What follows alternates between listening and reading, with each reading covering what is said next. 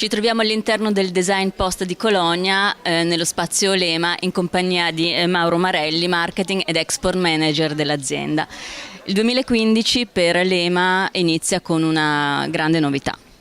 Beh sì, diciamo che c'è una novità importante quest'anno, impegnativa e molto eccitante per tutto il nostro team, che è l'apertura del primo Flexi Store diretto, quindi di proprietà, che sarà aperto a Londra, pieno centro della City che conta, in pieno quartiere di Chelsea, precisamente sulla Kings Road, quindi sicuramente è una novità per noi molto importante.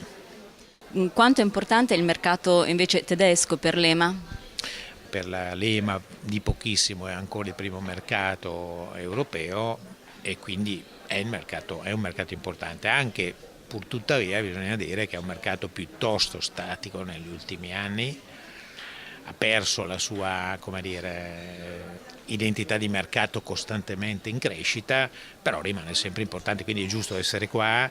Noi abbiamo scelto di essere a Colonia per la messe al Design Post perché crediamo che sia un buon posto all'esterno della fiera, ma collegato a doppio filo con la fiera.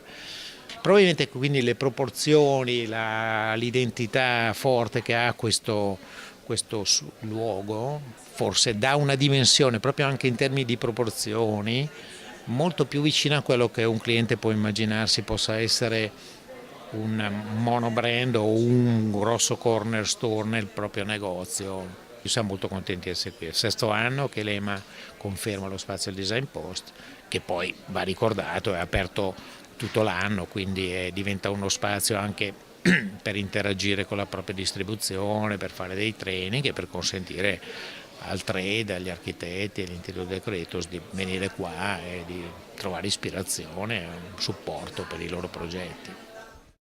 Com'è questo rapporto con Lema? Ma devo dire che è un rapporto meraviglioso, è la prima vera collaborazione che ho con un'azienda, grande azienda storica italiana, e ho scoperto un mondo fatto di persone ed è il vero valore dell'azienda, le persone che ho incontrato. Ho iniziato la collaborazione nel 2012, ne sono molto felice, spero di proseguire ancora a lungo tempo. Il primo progetto del 2012 è stato una libreria, quindi un oggetto molto vicino al mondo Lema che si occupa da tanti decenni di sistemi. Da lì poi abbiamo intrapreso questo percorso morbido, cioè di imbottiti, e nell'arco di 2 anni ho disegnato 3 prodotti, di cui uno è questo, su cui siamo seduti, che è lo Yard.